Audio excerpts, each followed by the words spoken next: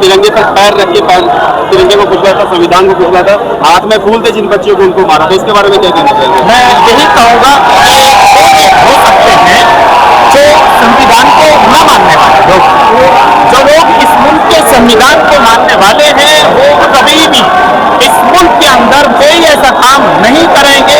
जो इस मुल्क के अंदर अमन अमान को खत्म करे। मैं साफ बात कह रहा हूँ,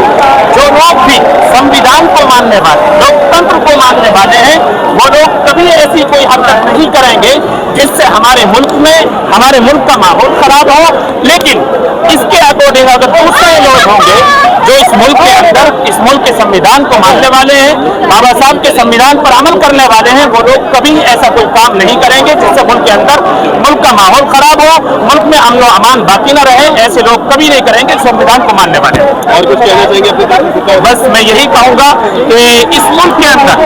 जो आज तमाम छात्रों ने, मैं आज जंतर मंतर की सरजमीन से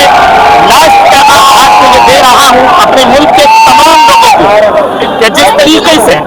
हमने अपने इस मुल्क में शिक्षा को अच्छा करने के लिए,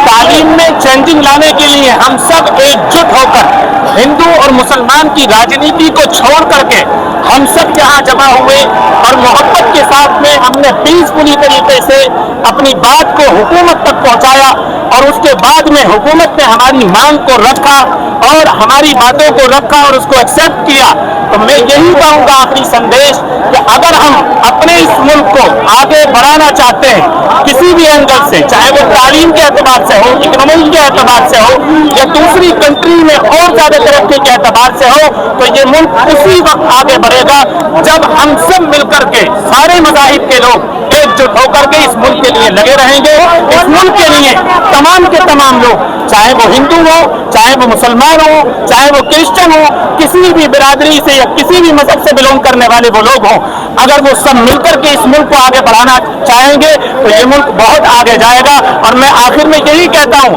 अगर हमें इस मुल्क के लिए, अपने मुल्क को आगे बढ़ाने के लिए, इस मुल्क में तरक्की लाने के लिए और इस मुल्क को तमाम मुल्कों में एक अच्छा मुल्क दोबारा, जिस तरीके से हमारे मुल्क को सोने की चिड़िया कहा जाता था, अगर हमें अपने मुल्क के लिए, अगर अपने मुल्क को आगे बढ़ाने के लिए तो जान देनी पड़ी, तो जिस तरीके से जंग आज़ादी के मौके पर हमारे तमाम धर्म गुरुओं के लोगों ने, हमारे उलमा ने, जिनमें नाम मौलाना हुसैन अहमद मदनी का है, अबुल कलाम आज़ाद जी का है, फजल हक खैराबादी का है, इन्होंने अपने मुल्क को बचाने के लिए अपनी जानें दी थी। हम भी उन्हीं के पैरोकार ये कहते हैं, अगर मुल्क बचाने के लिए हमें जान देनी पड़ी तो हम जान देंगे। बहुत बहुत धन्यवाद सर आपको बात करने का, आपसे बात करके बहुत अच्छा लगा। ये जो जीत आपको मिली है उस जीत को आप लोग बरकरार रखिएगा, क्योंकि आप लोग नए हैं और ये पार्टी जो है ना अपने सारे षड्यंत्र रचने के बाद भी हार गई है, तो ये बहुत बड़ी जीत है आपकी। हाँ, मैं यही कहूँगा कि ये जीत उसी वक्त बाकी रहेगी जिस तरीके से हमने जंतर मंतर पर एकता के साथ में इस जीत को हासिल किया है। अगर एकता इस मुल्क में बनी रही तो ये जीत, ऐसी जीत दोबारा भी मिलती रहेगी, हमारा मुल्क आगे भी बढ़ता रहेगा। लेकिन अगर धर्म के नाम पर हम बढ़ते रहे तो फिर याद रखें, ऐसी जीत हमें दोबारा मिलने वाली नहीं। बहुत बढ़िया बात करके आपसे, बहुत अच्छा संदेश दिया आपने देश को, आपसे बात करके अच्छा लगा। Thank you.